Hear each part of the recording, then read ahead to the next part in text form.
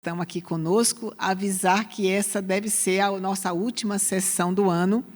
Vamos reiniciar no ano que vem com mais casos sensacionais. Mais uma vez, obrigada pela presença. Hoje, excepcionalmente, vamos apresentar 2 casos, né? Um mais extenso, um menor. E, para isso, vamos ter 2 apresentadores, o doutor Mardelson Neri, nosso residente de primeiro ano, que vai apresentar o primeiro caso, e depois a doutora Beatriz Sucupira, que vai apresentar o segundo caso. Teremos um convidado especial, que estamos esperando por ele, que é o doutor Dalmo Moreira, que vai estar aqui conosco.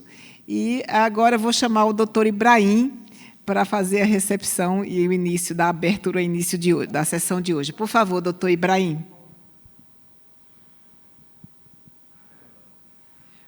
Doutor Fernando Scolari, apareceu você vai ter que fazer a abertura, então. O doutor Ibrahim ainda não está conosco, pelo jeito. Bom dia, Fernando. Olá, bom dia a todos. Putz, que árdua tarefa, doutor Edileide, abrir essa sessão aqui. Mas bem-vindo a todos, espero que a gente possa ter uma boa discussão hoje. 2 casos que eu não conheço. De propósito, você não conhece, né, Fernando? É a parte boa. Eu sou o único isento aqui. Nunca vi as imagens, nunca vi o caso, nunca vi os eletros.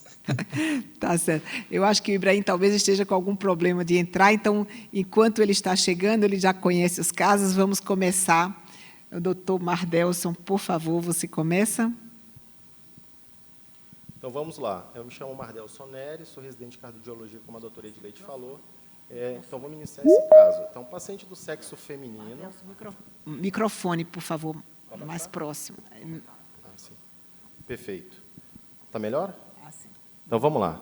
Então, paciente do sexo feminino, 53 anos, casada, do lar, natural de Francisco Badaró, região norte do estado de Minas. Ela veio encaminhada para o nosso serviço aqui em junho de 2005.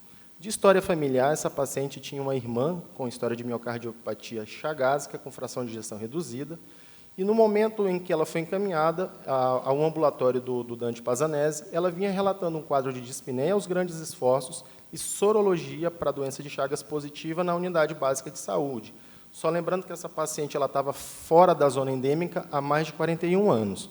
É uma paciente hipertensa, diabética, dislipidêmica, em uso no momento da primeira consulta de hidroclorotiazida 25 mg dia e ao exame físico com a PA de 130/80, frequência de 80 e IMC de aproximadamente 30, o restante do exame físico sem alteração.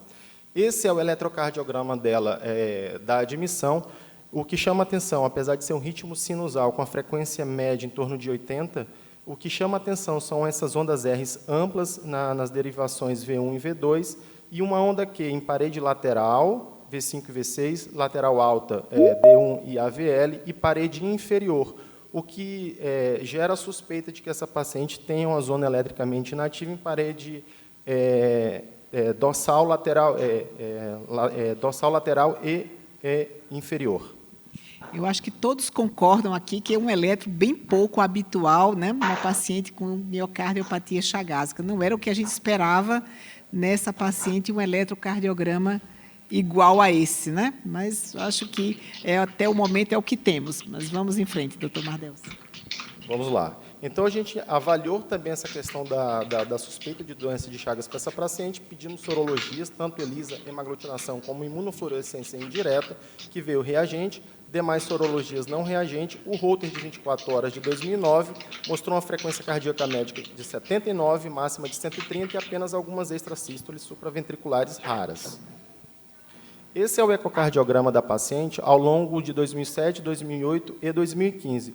O que chama a atenção é que, inicialmente, em 2007, ela sempre se manteve com uma fração de ejeção preservada, uma parede posterior inicialmente de 9, o septo de 8. Em 2008, já começou a aumentar um pouquinho, então uma parede posterior de 11, um septo de 11. E, em 2015, para nossa surpresa, manteve uma parede posterior de em torno de 10, só que um septo em torno de 13 milímetros, sempre mantendo fração de ejeção preservada. Só um instantinho, Mardelson. Doutor Tito, quer comentar? Doença de Chagas, pelo que eu saiba, não aumenta a espessura miocárdica, né? A coisa está começando a complicar um pouquinho, estava muito fácil até agora. Perfeito. Primeiro, Primeiro, boa tarde. A gente tem uma evolução dos ecocardiogramas, 2007, 2008 e 2015, realmente não tem nenhuma alteração compatível, sugestiva de doença de Chagas. A gente tem uma alteração diastólica que tem se mantido, uma fração de ejeção preservada, também mantida, e tem esse aumento da espessura. Lembrando duas coisas importantes, o eco ele afere como medida padrão, apesar de você fazer medida em todo o ventrículo esquerdo, a gente mede o segmento basal da parede anteroceptal. Então, esse segmento deu 9, deu 8 no primeiro eco, 11 e evoluiu para 13 milímetros. Pode ser que tenha outros segmentos com medidas diferentes, mas essa é uma medida só desse segmento. Então, a gente teria aí uma assimetria entre o septo e a parede posterior. Não é muito comum no Chagas, né? Não é característico, digamos assim, do Chagas. Também, em princípio, até agora não fecha diagnóstico para nada, mas tem alguma alteração estranha nesse ponto aí. Fernando Scolari e Michael, quero ouvir a opinião dos dois. Como vocês se conduziriam em relação à conduta para esse paciente com Chagas, um eletro de não Chagas, né, com a zona inativa e esses ecos? Começando com o Dr. Michael. Olá, boa tarde. Prazer estar com vocês. Analisando evolutivamente, nós estamos vendo uma paciente de 2007 para 2015. Existe um bom tempo aí, quase 10 anos, vamos dizer, 8 anos de evolução. Pode levantar a favor de outra doença que não Chagas. Ela pode ter a doença de Chagas estável, tranquila, só com aquele achado de eletro, com função preservada, e desenvolver alguma doença ao longo do tempo. Obviamente, doenças que hipertrofiam ao longo do tempo, ou se for pensar no caso dela, se for hipertensão descontrolada, por exemplo, que não tratada, ela pode hipertrofiar. Uma doença de depósito, podemos encontrar esse fenótipo. Fenótipo genético, como CMH, eu não esperaria encontrar já nessa faixa etária de começo com essa evolução, por exemplo. Eu ficaria me perguntando se teria outra doença associada nesse momento. Mais hipertensão, no caso. Hipertensão, porque é o fator de risco ela que ela tem e ao hipertensa. longo do tempo, e lentamente, a hipertrofia ela foi paulatinamente crescendo. Né? Fernando, pensa diferente? Não, eu penso exatamente na mesma linha. Claro que minha experiência com Chagas é infinitamente menor que a de vocês, né? No Rio Grande do Sul se vê muito pouco Chagas. Aqui no Canadá, então, é quase uma lenda, é só imigrante.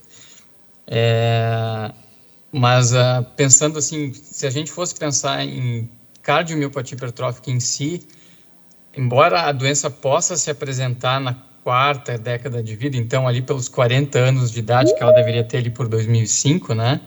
Poderia começar, isso pode acontecer, mas não é tão comum. Muitas vezes a gente faz diagnóstico já com fenótipo apresentado, né? E não com uma progressão de hipertrofia. E aí, nesse contexto, doenças de depósito também pode se levantar suspeita, porque é uma doença que vai progressivamente, né, depositando material e aumentando a hipertrofia. Mas a gente sempre tem que levantar a hipótese do que é mais provável, assim, que é a hipertensão, né, hipertrofia ventricular esquerda por causas mais comuns, assim. E eu acho que o outro ponto interessante é sempre discutir essas imagens, né, são 3 ecos diferentes, talvez não seja o mesmo operador, tem um bom tempo de diferença, talvez a resolução da imagem seja distinta, e é importante ver esse padrão, né, discutir com o ecocardiografista se realmente essa diferença de medidas ela é tão expressiva.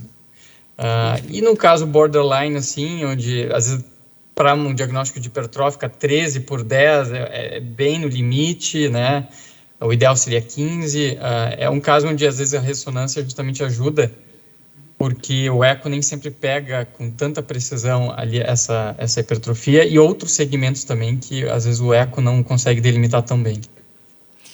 Doutor Ibrahim, começamos sem a sua abertura hoje, infelizmente, e agora você está entre nós.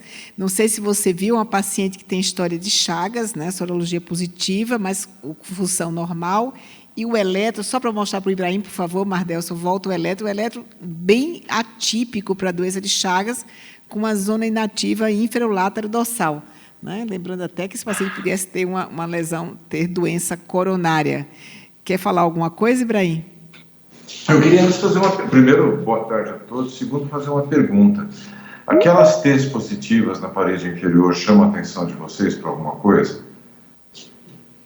Porque apesar dela ter a zona inativa, ela tinha uma das T's positivas no eletro, não tinha? Sim, acho que sim. Não sei, a longo prazo, não, a zona inativa inferior não me surpreende muito essas ondas T positivas, não. A você alguma coisa, Maicon, Tito, também não me chamaram a atenção. Tá bom. Vamos em frente? Então, vamos lá. Então, considerando o contexto clínico dessa paciente, uma paciente com epidemiologia positiva, sorologia e imunofluorescência positiva para a doença de Chagas, com um Holter mostrando extrasístole e supraventriculares, sugere, sem dúvida nenhuma, a miocardiopatia chagásica. No entanto, a gente considera que essa paciente estava bem controlada do quadro hipertensivo e, ao longo de mais ou menos 8 a 10 anos, começou a aumentar a região de septo, que foi para 13 milímetros. A gente considerou, será que não tem outra coisa causando tudo isso? E aí pensamos, no caso, na miocardiopatia hipertrófica. E, como bem a doutora Edileide falou, essa paciente chegou com um eletro que sugeria uma zona eletricamente nativa em parede ínfero-látero-dorsal, com fatores de risco, a paciente hipertensa, diabética, dislipidêmica e obesa. Então, a gente começou a pensar, será que também não poderia ter uma miocardiopatia isquêmica associada a isso? Então, diante dessas hipóteses aventadas, a gente objetivou solicitar para essa paciente uma pesquisa funcional e anatômica, com ressonância cardíaca, uma cintilografia de perfusão miocárdica e uma angiotomografia de coronárias. A cintilografia de perfusão miocárdica realizada em 2017 mostrava a ausência de sinais de isquemia do miocárdio, mas mostrava uma hipocaptação persistente, moderada, em torno de 12%, na parede inferolateral basal do ventrículo esquerdo. Bem compatível com o eletrocardiograma, né? Eu vi que a doutora Priscila Sestari está conosco, ela entrou aqui na reunião. Quer comentar, Priscila? Infelizmente, a gente não conseguiu essas imagens. Quer fazer algum comentário do laudo? Eu estou dirigindo, mas eu vi que no eletro, eu escutei que no eletro tem uma área inativa e chama atenção, como é só a parede basal, pela intensidade, deve ser médio basal, né, pela intensidade aí, pela extensão, eu acredito, mesmo sem imagem, que seja uma intensidade razoável de hipocaptação, já pensando aí numa possível área de fibrose mesmo. Perfeito. Vamos em frente. Eu acho que chegou a hora do doutor Tito, né? Antes da ressonância, o ecocardiograma, doutor Tito, vamos ver se ele vai nos esclarecer se realmente existe essa HVE ou se foi coisas do ecocardiograma de fora do Dante. Vamos lá. Vamos lá. Sentindo falta do apelido aqui. Bom, primeira imagem. Então, como sempre, o eixo paraesternal, o eixo longo, o ventrículo esquerdo, na imagem esquerda aqui, o ventrículo direito escondidinho aqui em cima, a via de saída com a válvula aórtica, a válvula mitral. E o átrio esquerdo. Então, primeiro um aumento do átrio esquerdo, depois a gente vai quantificar isso um pouquinho melhor. A aorta, nada demais. Folheto mitral, discretamente espessado, mas a primeira coisa que chama atenção é uma calcificação intensa do folheto posterior, e ela ocupa quase toda a base do folheto posterior, se a gente olhar pelo eixo curto. A alteração contrátil, realmente, aqui, em princípio, a olho nu não parece. Mas o que salta aos olhos de primeiro é uma diferença entre tanto a região anteroseptal quanto a inferolateral. Na região anteroseptal tem um aumento da espessura, sim. A gente mediu de 15 milímetros, então 14 a 15 milímetros, com 9 milímetros de parede posterior. Então, bem semelhante aos outros ecos, à exceção desse aumento discreto aqui da anteroseptal em relação ao anterior. Lembrando também que ele tem uma chamada falsa corda que faz o attachment bem aqui na região da medida.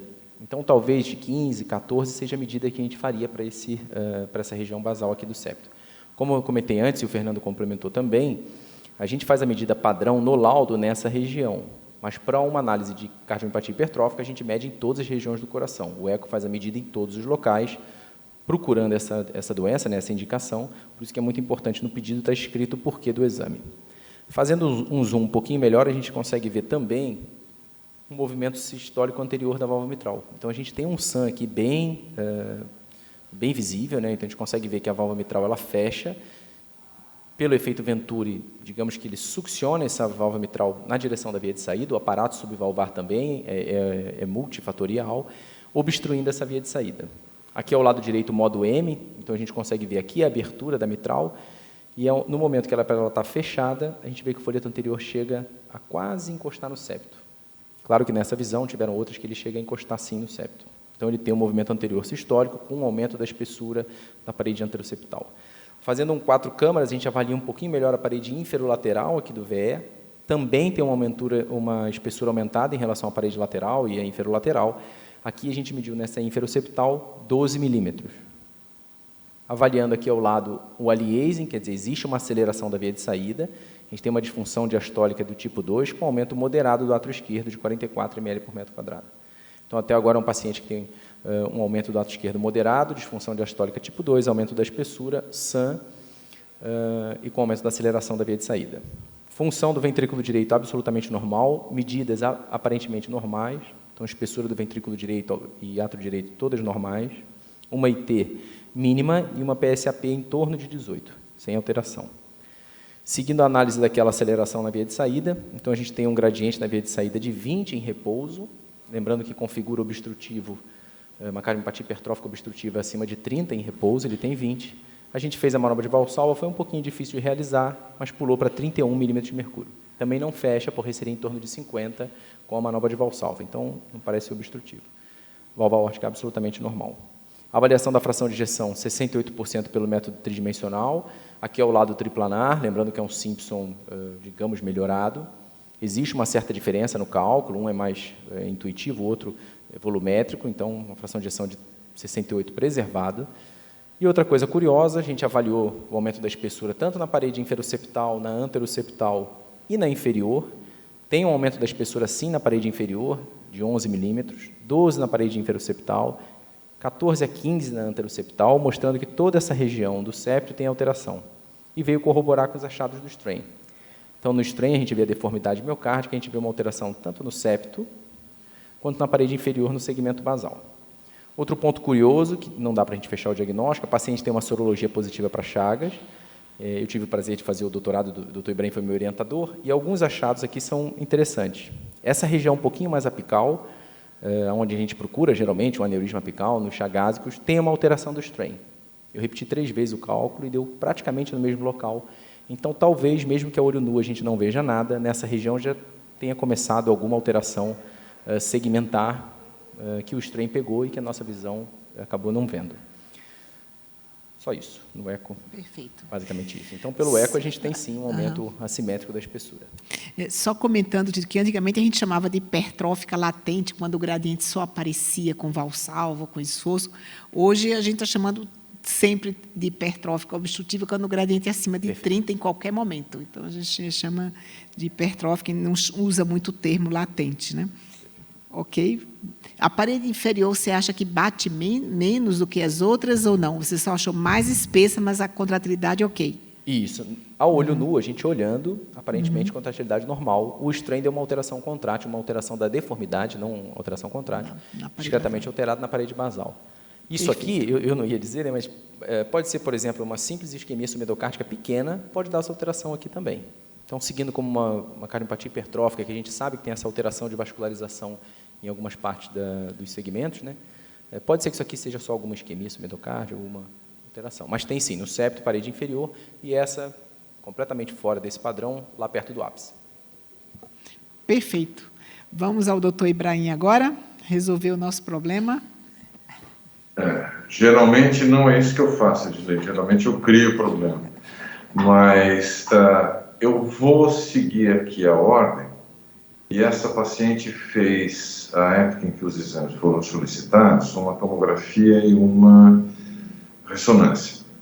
Ela fez primeiro a tomografia, então é o que eu vou mostrar em primeiro lugar, tá bom? Depois, em seguida, se você estiver de acordo, eu já mostro a ressonância. Deixa eu ver aqui. Estamos de acordo, sim, Ibrahim. Estão vendo a imagem? Está aparecendo a imagem? Sim, estamos sim. O que aparece nessa imagem é uma imagem de tomografia de tórax sem contraste. A gente nota algumas coisas. Primeiro, existe uma calcificação no plano das artérias coronárias, essa artéria descendente anterior. Talvez no finalzinho do tronco um pontinho de cálcio, mas aqui é uma parte do cálcio se situa na artéria descendente. Pode ser tela inteira, Ibrahim? Tá pequenininho. Então, eu percebi que acho que eu devo ter feito alguma coisa errada, porque não compartilhou o que eu queria. Vou compartilhar de novo aqui. Acho que agora eu fiz o certo. Agora sim. Agora fiz o certo. Então, aqui a gente vê a maior parte da calcificação na artéria descendente anterior, um pouco aqui na projeção da artéria circunflexa. Aqui, cálcio na projeção da artéria coronária direita, um pouco mais aqui. e se percebe que a maior parte do cálcio está ou na artéria descendente anterior ou na artéria coronária direita. Eu queria lembrar que o cálcio é um marcador de risco e que não define o local onde a lesão se encontra, se é que existe lesão de verdade. A outra coisa que chama atenção é essa calcificação acentuada, isso não é território de coronária, isso é território de válvula mitral. Então, uma calcificação na anel valvar mitral. Imagens com contraste agora mostram algumas coisas interessantes. Essa é uma imagem mais perto do final de sístole. É uma paciente que tem, de fato, um átrio esquerdo aumentado. Notem o apêndice atrial esquerdo bastante dilatado. Tá? Aqui o átrio direito não tão aumentado.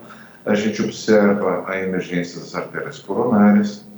A artéria coronária direita, por que eu fiz aquela perguntinha do eletro? Porque eu já sabia que a artéria coronária direita não tem nem oclusão, nem sinal de obstrução significativa.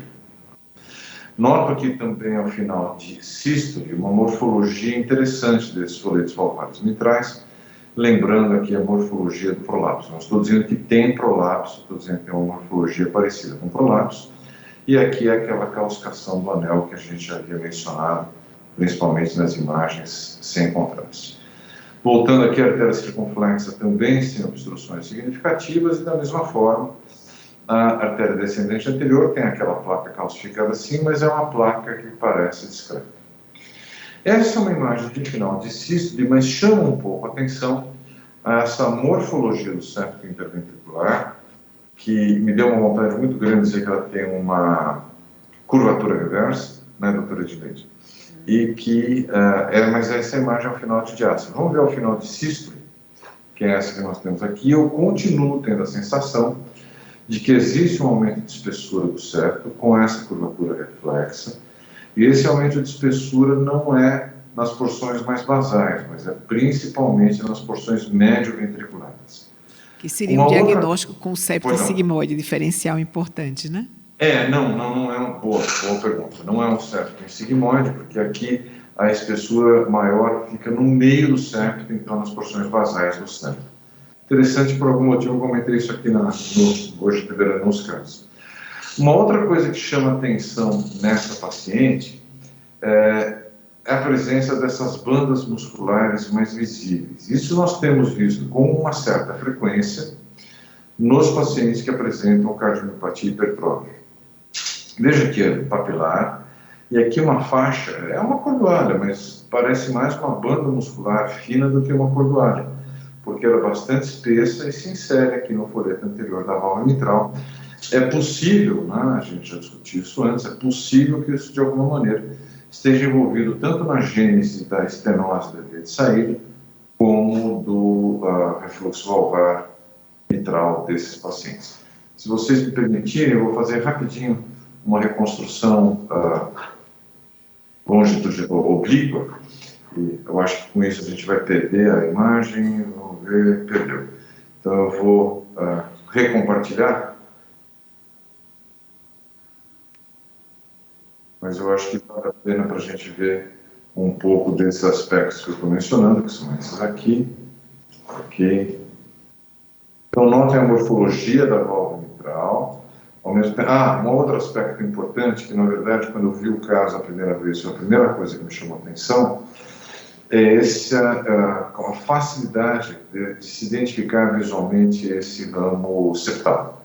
Tem um primeiro septal muito grande, isso é uma coisa que, como regra, a gente costuma ver nos pacientes que têm cardiomiopatia hipertrófica com hipertrofia septal.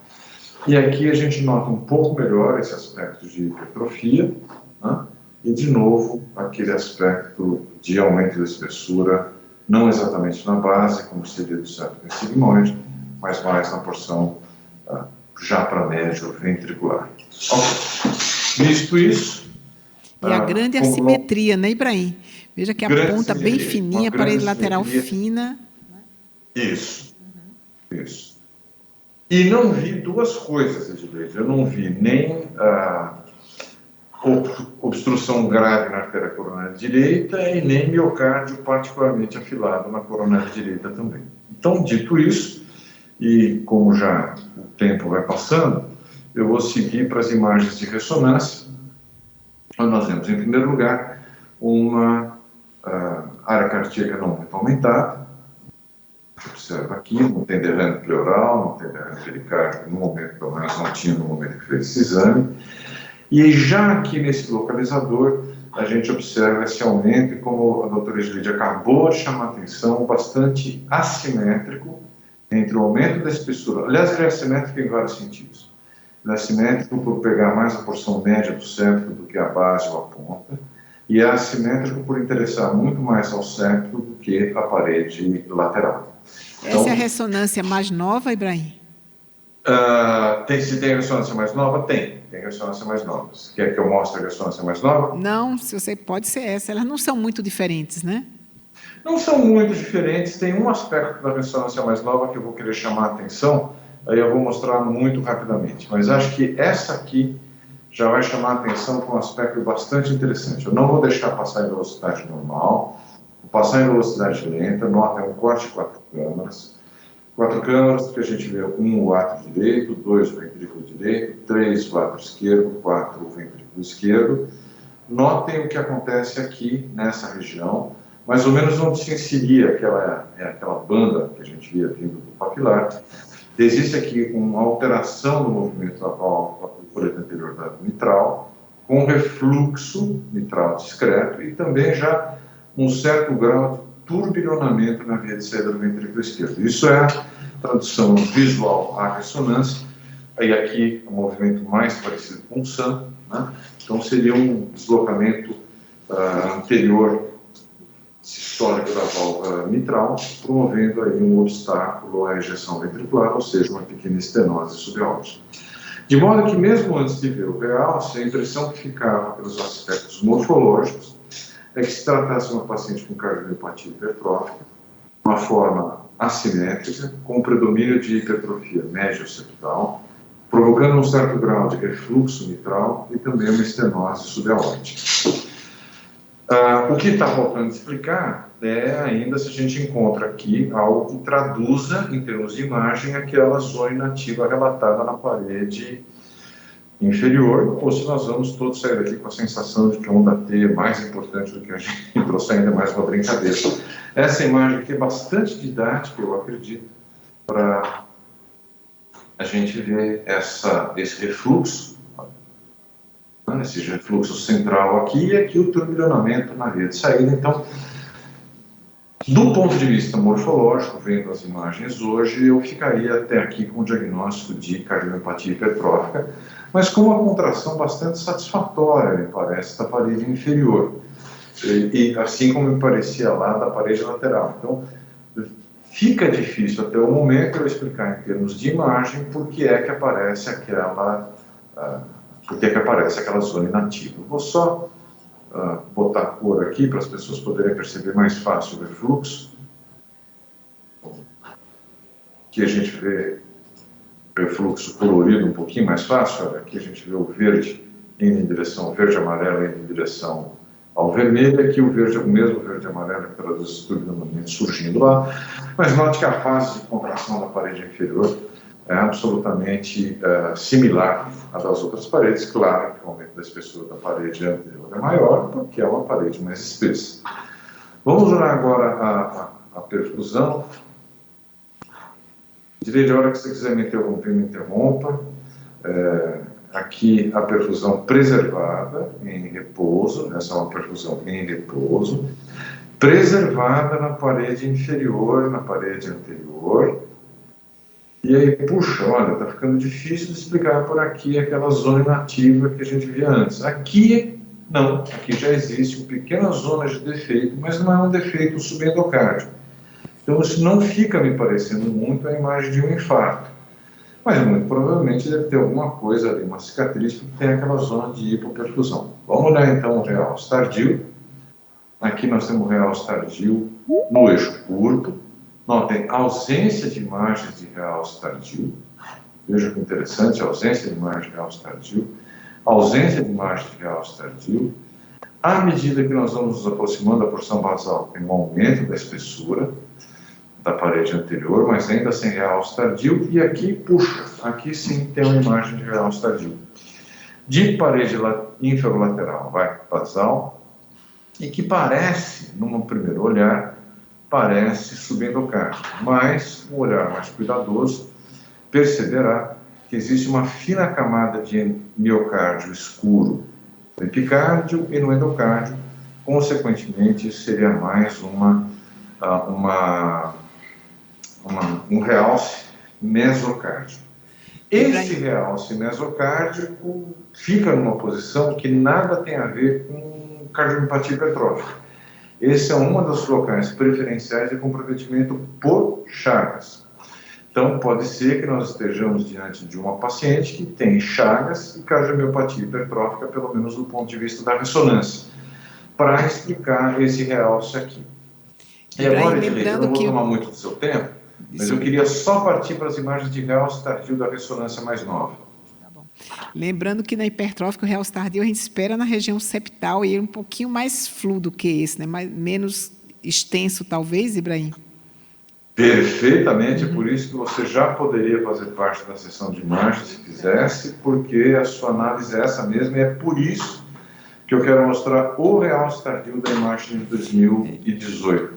E eu queria que o Dalmo, você mostrasse para o Dalmo, que acabou de chegar aqui, porque o caso dele tem um realce tardio bem nessa mesma localização, né, para ele chamar a atenção do Dalmo. Aqui vai ser o caso 2 a ser discutido. Ao contrário do exame de 2 anos mais cedo do que esse, nós vemos aqui uma imagem de um realce tardio mesocárdico, muito mais fluo, como você comentou, muito menos intenso, se contrapondo àquele realce tardio de parede inferolateral, também mesocárdico, mas mais intenso, provavelmente, e aqui, olha, fica muito mais óbvia a presença desse realce tardio, né? Enquanto que no exame em 2 anos surgiu algum grau de fibrose. Esse grau de fibrose, provavelmente, visto aqui, se deve a essa porção mais ligada à parede inferior, que eu fico imaginando se possa ou não ter alguma coisa a ver com o eletro, provavelmente traduzindo a presença de uma cardiopatia chagásica. Enquanto que esse realce mesocárdico da parede anterior, esse muito provavelmente é a evolução dessa cardiomiopatia hipertrófica. As duas doenças deixaram uma assinatura no coração, né? Cada uma de um lado. Nossa, que frase, Juliette, gostei muito. Exatamente, as duas doenças deixaram sua assinatura no coração. Perfeito. Perfeito, obrigada, Ibrahim. Vamos continuar, doutor Mardelso? Então, frisando que o paciente foi submetido também à angiotomografia de coronárias, que mostrou um score de cálcio de 218, mas sem lesões coronarianas obstrutivas. Essa paciente ela evoluiu ao longo do tempo com a dispneia classe funcional 1 para 2, mantendo a terapia medicamentosa otimizada, voltou a repetir o Holter em 2020, onde mostrou uma taquicardia atrial paroxística não sustentada, algumas extrasístoles supraventriculares e extrasístoles ventriculares polimórficas raras.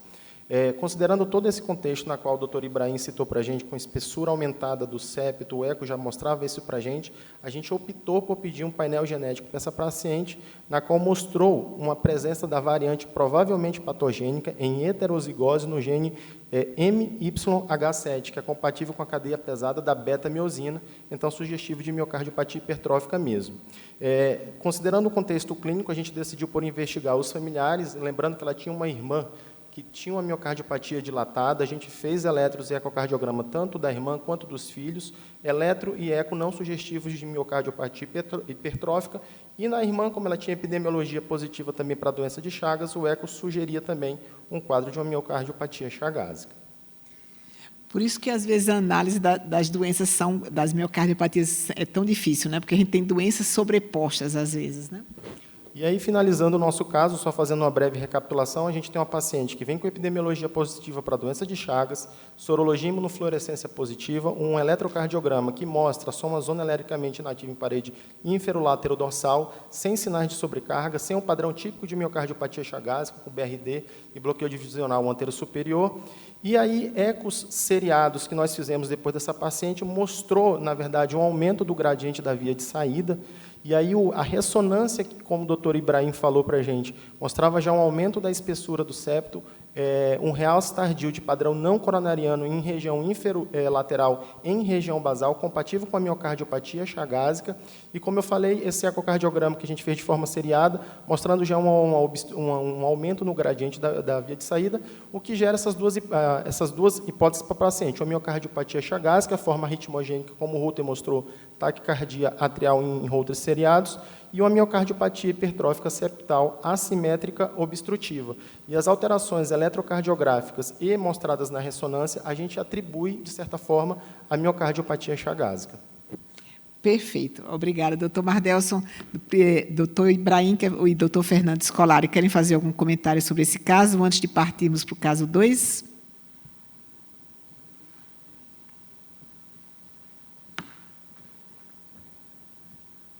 Não estamos... Edileide, eu queria dizer que é um caso que vai contra o instinto que a gente aprende, não é um instinto que a gente tem, mas é um instinto que a gente aprende desde a faculdade de medicina, de que a gente deve tentar encaixar tudo num diagnóstico só. E como você colocou muito bem, muitas vezes nas miocardiopatias a gente tem mais de um diagnóstico etiológico, principalmente num país como o nosso, em que a gente pode ver chagásico com doença coronária, chagásico com hipertensão, chagásico com cardiomiopatia hipertrófica, como é o caso. Não é porque as pessoas têm uma doença que elas estão naturalmente vacinadas contra outras e contra o Chagas. Então, é um caso que nos alerta a valorizar cada pequeno detalhe que a gente possa encontrar para avançar mais fundo. É um caso que eu só quero deixar bem claro para quem estiver vendo, principalmente quem for ver na internet, que não é que eu sou um gênio, nem uma pessoa que entenda muito de ressonância, mas é que eu tive o privilégio de poder ver o caso retrospectivamente. Então, com isso, meu raciocínio ficou mais fácil, mais plausível de chegar lá. Mas eu acho que ele deixa essa lição. Pense amplo e questione sempre o seu diagnóstico para que a gente possa ajudar mais os pacientes. Perfeito. Fernando Scolari, algum comentário? Ele saiu. Então, vamos passar para o caso 2. Doutora Beatriz Sucupira vai apresentar. É o caso do doutor Dalmo, que está aqui. Temos o privilégio de tê-lo aqui conosco. É o nosso convidado especial hoje. Por favor, doutora Beatriz. Sou Beatriz, residente aqui de Cardio do Dante. Vou apresentar nosso último caso. Trata-se de um paciente do sexo masculino, de 71 anos de idade, natural de Maria da Fé, sul de Minas, não é uma região endêmica para Chagas. Ele chegou no Dante em abril de 2013, com a queixa de palpitações esporádicas, negando qualquer outra queixa cardiovascular. De comorbidades, é um paciente hipertenso e dislipidêmico. Fazia uso das seguintes medicações: carvedilol, amiodarona, enalapril e simvastatina. Ao exame físico da primeira avaliação, paciente em bom estado geral, com bolhas arrítmicas pelas extracístoles e uma PA de 13/8. Na investigação inicial do caso, pela queixa de palpitação, foi feito um Holter inicial, evidenciando extracístoles ventriculares frequentes e TVNS, e depois o paciente foi submetido a um cateterismo que não foi evidenciado lesão obstrutiva. O paciente seguiu no decorrer dos anos, sendo acompanhado, fazendo eco e Holter, estável do ponto de vista cardiovascular, com a queixa persistente de palpitações esporádicas. Quando em junho de 2021 evoluiu com a queixa de dispneia, esforços, e aí foi realizado novamente uma investigação para avaliação dessa mudança de sintomas. Aqui no quadrozinho ao lado, coloquei um comparativo do decorrer dos anos, da fração de ejeção e a quantidade de ectopias ventriculares evidenciadas pelo Holter. Tá? Pode falar, doutora. Vamos parar um pouquinho aqui. Quer comentar alguma coisa, doutor Dalmo, até esse momento? Um paciente com arritmia ventricular, sem disfunção nenhuma até o momento, só tinha as extracístoles ventriculares, mas depois de alguns anos ele passa a perder um pouquinho a fração de ejeção. Como você pensaria nesse caso? Como você pensou, né, que seu paciente? Então, na verdade, ele veio com a gente por conta das ectopias. E você pode ver que eu vinha ano a ano acompanhando com eco e Holter, para ver função e ver densidade de arritmia. Desde o início, ele já vinha encaminhado para mim com amiodarona e beta-bloqueador, eu mantive a medicação para ele. Veja que a fração de ejeção dele se estabilizou o tempo todo, entre 56, 57, 50, não saiu disso. E a densidade de arritmia também realmente é mais ou menos a mesma coisa.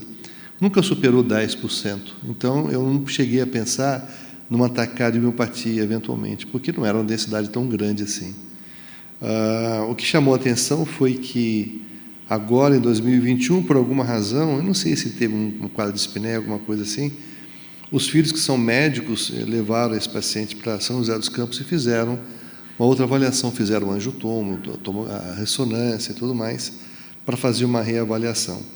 Ele é um cara que evolui no ambulatório totalmente assim, eu não diria totalmente assintomático, mas muito oligosintomático. Até algum tempo atrás, ele andava de bicicleta, normalmente. Então, quando ele via que essa alteração, essa queda da fração de ejeção aconteceu, mais o eletrocardiograma, que eu fiquei preocupado, foi quando eu te procurei para pensar na possibilidade, até por conta das características do eletro de ser amiloidose. Eu não sei se você vai projetar o eletro dele, né? Mas, óbvio que não tem as características clássicas, como eu aprendi com você, da amiloidose, mas eram complexos muito baixinhos, muito pequenininhos, né? Então, aquilo me chamou demais a atenção. Esse é o eletrocardiograma dele. Veja, o ritmo sinusal, um paciente relativamente bradicárdio, com frequência ao redor de 60, pouco menos de 60 batimentos por minuto. Veja que ele tem um Q proeminente em D1 AVL, aqui embaixo, V5 e V6, e difusamente é um paciente que tem um QRS muito pequeno. A gente não gosta de ver QRS pequenininhos assim, né? Essa onda R de V1, você não achou que ela é maior do que deveria? Possivelmente. A gente fica sempre com o pé atrás com relação às precordiais, né? Mas realmente é uma onda um pouco maior do que se espera, ou seja, comprometimento lateral associado. A lateralidade do comprometimento aumenta a onda R de V1. Modernamente, hoje, não se fala mais em dorsal típico, né? Se caracteriza mais como lateral mesmo, ou extensão lateral. Mas ele tem nitidamente, V5 e V6, uma perda de substância, a onda aqui dele é 25% da amplitude do QRS, ou pouco mais, e a mesma coisa acontece em D1 e também na derivação AVL. Mas o que me despertou a atenção aí foi exatamente o complexo pequenininho, baixinho em todas as derivações. Se você somar o plano frontal, por exemplo, não chega a 10 milivolts.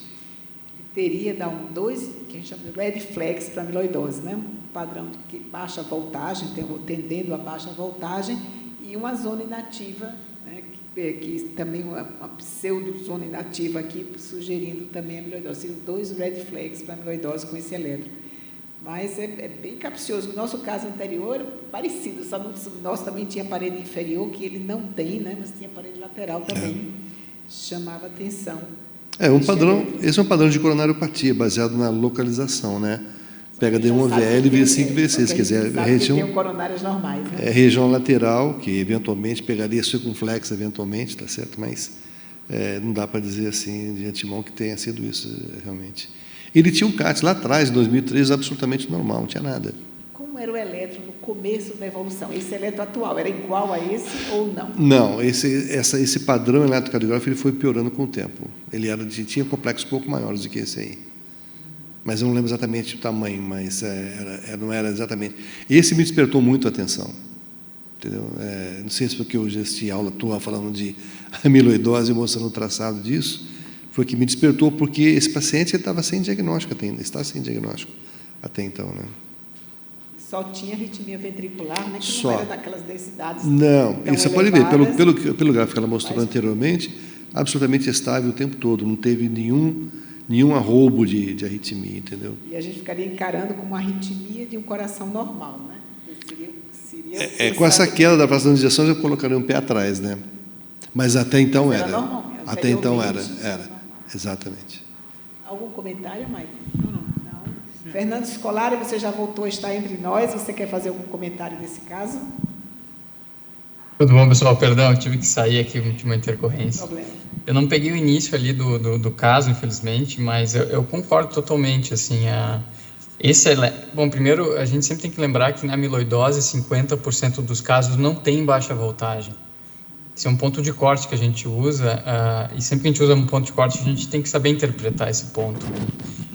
Mas num eletro assim que, né, se vê que ele tem uma tendência a reduzir, mesmo que não feche critérios, ele sempre tem que levantar a hipótese. E ainda mais que hoje a gente tem várias ferramentas não invasivas de baixo custo para fazer o diagnóstico de amiloidose, né? Então, é uma suspeita clínica que tem que ser investigada assim, com toda certeza. Perfeito. Mas nós tínhamos ecos seriados e nenhum deles mostrava aumento de espessura de septo até o momento, né? Que é o achado bem característico de amiloidose. E geralmente, quando há um padrão assim, tendência a baixa voltagem, já esperaria um septo bem aumentado nas fases mais avançadas da doença, mesmo na amiloidose cadeias leves, que podia ser um quadro mais agudo, a gente esperaria já ter um septo aumentado e o ecocardiograma não era isso que ele mostrava, né? A espessura era normal, caiu fração de ejeção, mas com espessura normal de parede. Então, já é um fato bem contrário a essa hipótese de amiloidose. Isso aqui a gente tem um eco dele, feito em outubro de 2021, um átrio esquerdo de tamanho normal, septo de 11, parede posterior de 8, um VE não dilatado, um índice de massa normal e uma função de 47%. Evidenciou uma cinesia da porção médio-basal da parede inferolateral e ápice do VE, uma disfunção diastólica e uma imagem ecogênica sugestiva de trombo aderido à área cinética. Ele fez também uma angiotomo de coronárias com score de cálcio 0 e ausência de redução luminal significativa. Agora, acho que podia comentar essa história, porque também ele tem um pouquinho de aumento de espessura, mas, de qualquer forma, acho pouco aumento para tanta baixa voltagem no ecocardiograma. Então, doutor Maicon, quer comentar? Com relação ao eco, não necessariamente, mas se eu fosse analisar historicamente, é um paciente que entrou com ectopias ventriculares. Isso é a causa ou a consequência da doença que estamos vendo no momento? Será que a gente está vendo a evolução de uma doença que antes era mais incipiente e agora está se apresentando? Ou é o evento de ectopias ventriculares que causou a doença? Essas lesões segmentares nos chamam bem a atenção para pensar que, na verdade, existia, talvez, em algum momento, alguma doença miocárdica, propriamente dita, e se manifestava com ectopias e é assintomático do ponto de vista cardiovascular. E agora a doença está em progressão. Eu pensaria nesse primeiro momento, dessa forma. Outra coisa contra a amiloidose, que chegamos a falar nesse diagnóstico aqui, é que quando geralmente se perde fração de ejeção é na fase bem adiantada da doença. Sim. Está perdendo fração de ejeção já aqui, com espessura de 11, certo? Pois é, Direide, como ele falou, eu não pensaria na taquicardiopatia, né, por conta da constância de ectopias e a densidade não ser tão alta, entendeu? E ele já vinha com esse material, com essas coisas, com esse quadro elétrico lá atrás, entendeu? O que chamou a atenção é que progrediu muito rápido a disfunção, mas com a manutenção mais ou menos semelhante da densidade arrítmica, entendeu? É isso que me despertou a atenção. Outro ponto que eu gostaria de ressaltar, aproveitando que você está falando, é que marcadamente no tempo ele foi evoluindo estável e em um ano ele piorou a função, o que leva a sugerir que tenha talvez alguma coisa mais aguda, que a gente não conseguiu flagrar na história ainda dele. E tem uma alteração regional de parede segmentar. Sim. Né? Temos a cinesia da porção média e basal da parede infralateral, né? Que poderia sugerir uma doença coronária, mas a gente tem uma coronariografia prévia e agora uma angiotomo de score de cálcio de 0, ou seja, a paciente não tem aterosclerose com esse quadro. Se houver um quadro bem regional, a gente podia pensar mesmo no quadro embólico para uma parede que tenha acontecido um infarto embólico, por exemplo. Mas DAC eu acho que está fora de questão. Doutor Ibrahim, doutor Fernando, querem fazer comentário sobre esse quadro até agora? Eu tinha uma pergunta, doutor Dalmo. Essas ectopias ventriculares, elas tinham uma topografia característica, assim, para a gente pensar também displasias de ventre, embora a gente não está vendo disfunção de ventrículo direito, né, mas para a gente pensar como causa primária dessa disfunção? Fernando, ele tinha ectopia sempre com a mesma morfologia. Vez ou outra, tinha uma outra morfologia, mas ele tinha predomínio sempre de uma morfologia. O dado interessante é que a gente não conseguiu nunca flagrar ectopias no eletro de 12, somente no Holter. Isso que chama atenção. Talvez tivesse um eletro ou outro que tenha tido lá atrás, mas eu não lembro exatamente desse aspecto. Mas chama atenção que a constância das ectopias é que chama atenção, entendeu? Por isso que eu não associei. e nem a densidade dela, repito. Eu não associei a disfunção com o quadro da taquicardiopatia. Agora, uma coisa que é importante salientar, que a gente sempre fala, é que arritmias desse tipo são preditoras de doença cardíaca. Você começa um cara com 50 anos, 55 anos de idade, com muita ectopia ventricular, fica de olho nele que lá na frente ele vai ter alguma coisa. Ou é doença coronária, ou é algum tipo de miocardiopatia, etc. É a mesma coisa que acontece com fibrilação atrial hoje. A gente sabe uma coisa que é bem interessante. Fibrilação atrial em mulheres de 40 anos, até prova o contrário, no futuro é sinal de neo de cólon. Está associado isso aí, para você ter uma ideia. Pacientes que fazem ectopias ventriculares no pós-teste ergométrico morrem muito mais em 20 anos do que aqueles que não fizeram ectopias ventriculares. Independente se você tratou ou não, ou seja, elas são marcadoras de doença. Existe alguma coisa que a gente tem que acompanhar.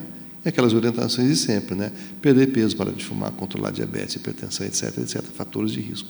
E seguir, né? Um dia acontece isso. Perfeito. Volta a você, Fernando.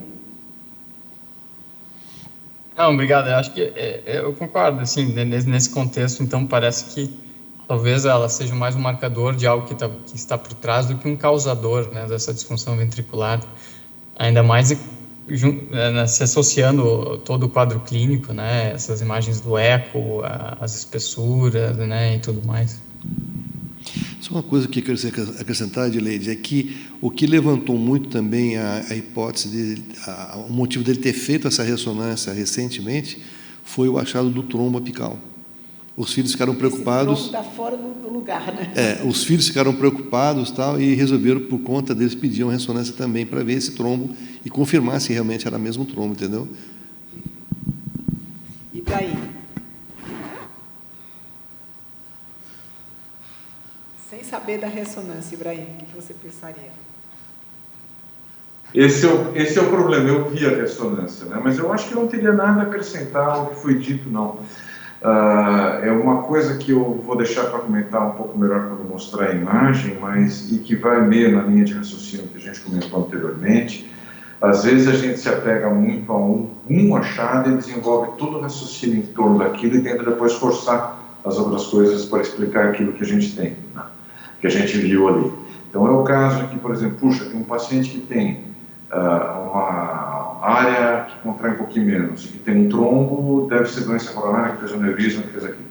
E é perigoso, às vezes, a gente não olhar para o resto e não conseguir imaginar outras coisas que possam estar acontecendo. Então, no momento, como eu vi a ressonância, não vou conseguir ser isento o suficiente para comentar se não a tivesse visto, como se não a tivesse visto, então eu vou parar por aqui.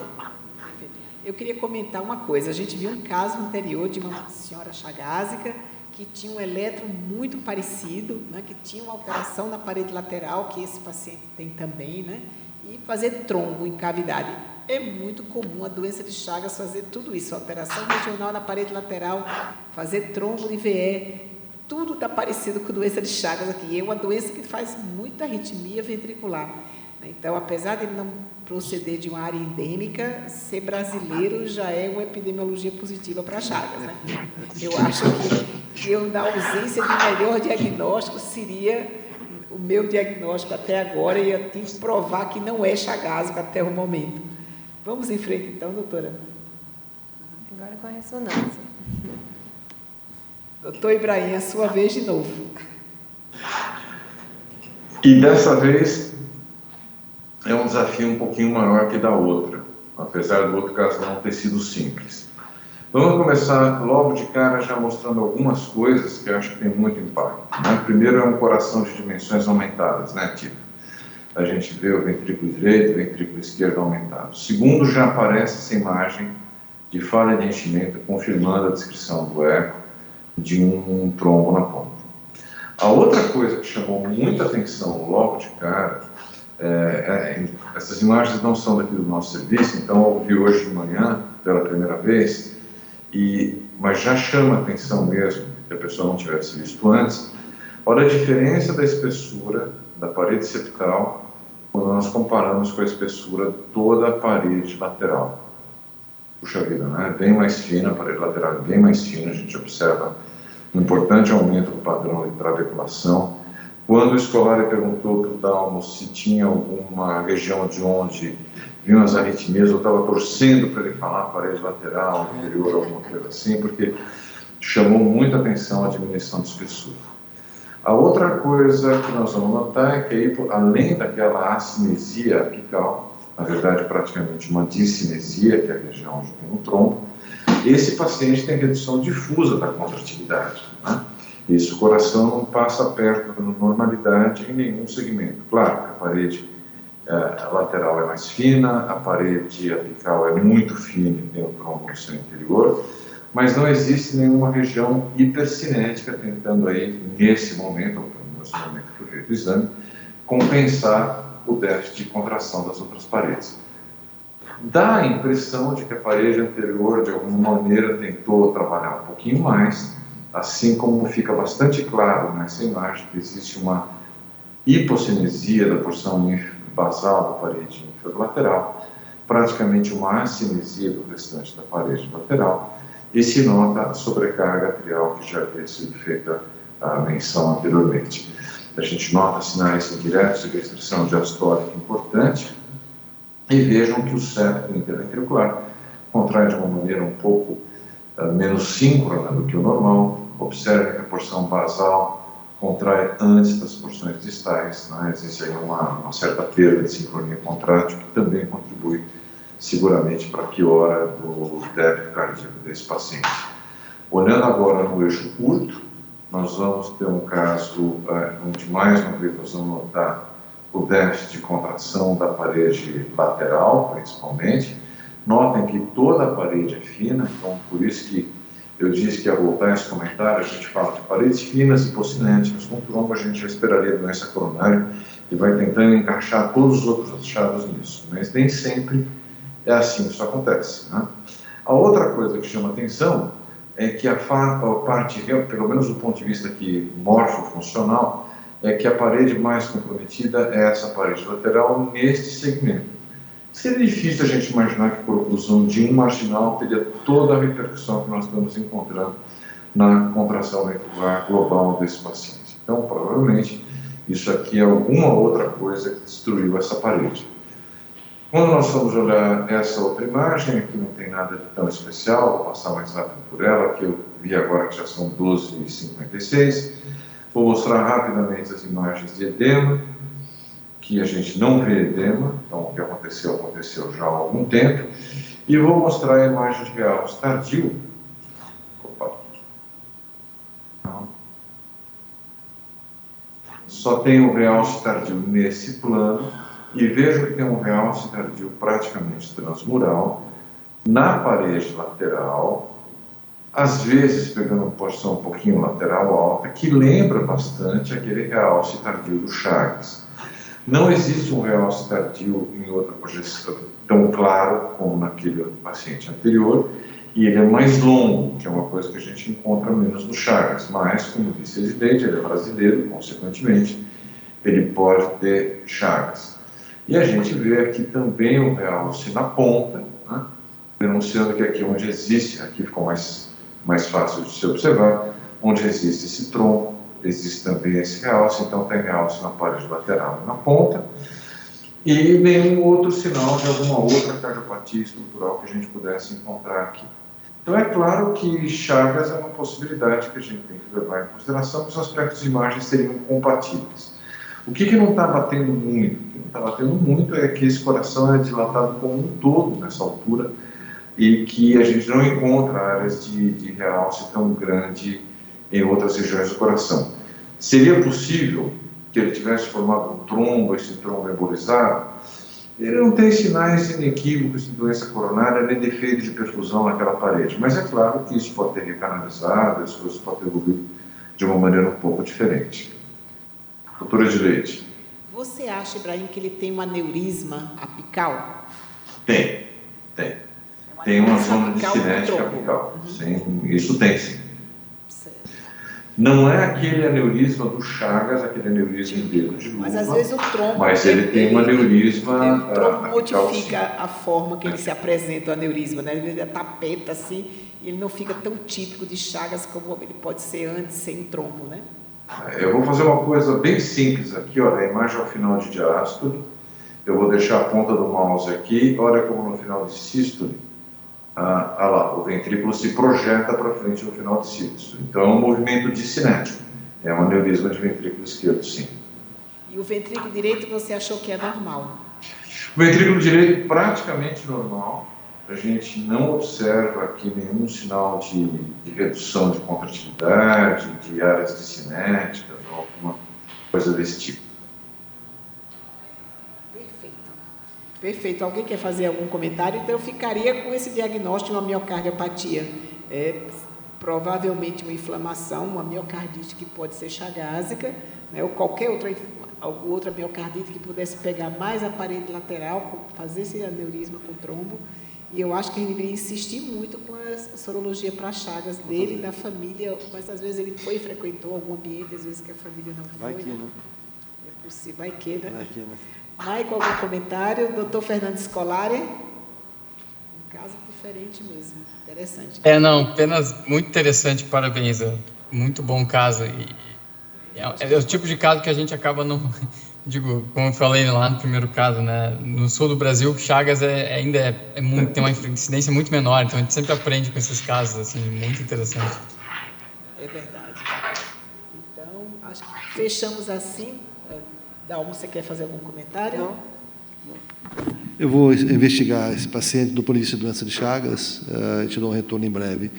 Ele não é de zona endêmica, a família toda sempre morou naquela região, enfim, mas vai saber, né? A gente nunca sabe, as pessoas viajam eventualmente, tá certo? Tem um colega nosso que foi a Fortaleza e pegou uma doença e não morreu aqui, é verdade? Ok, Vai que ele come muito açaí, né, Dom? Como é que é, Brian?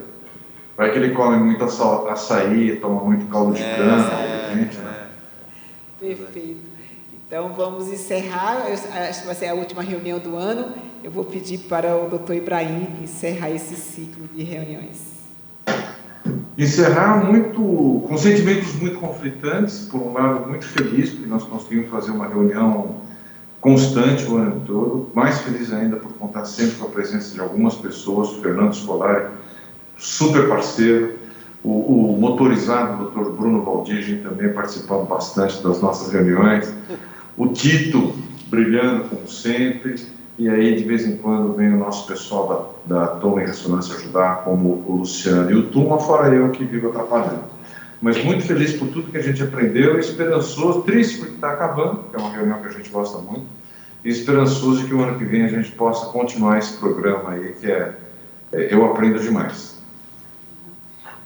Também quero agradecer os nossos residentes que prepararam os casos. Você tem algum slide ainda para apresentar, Beatriz? Não? Então, agradecer a doutora Beatriz Cupira, doutor Mardelson Nery, que está ali já sentado no auditório.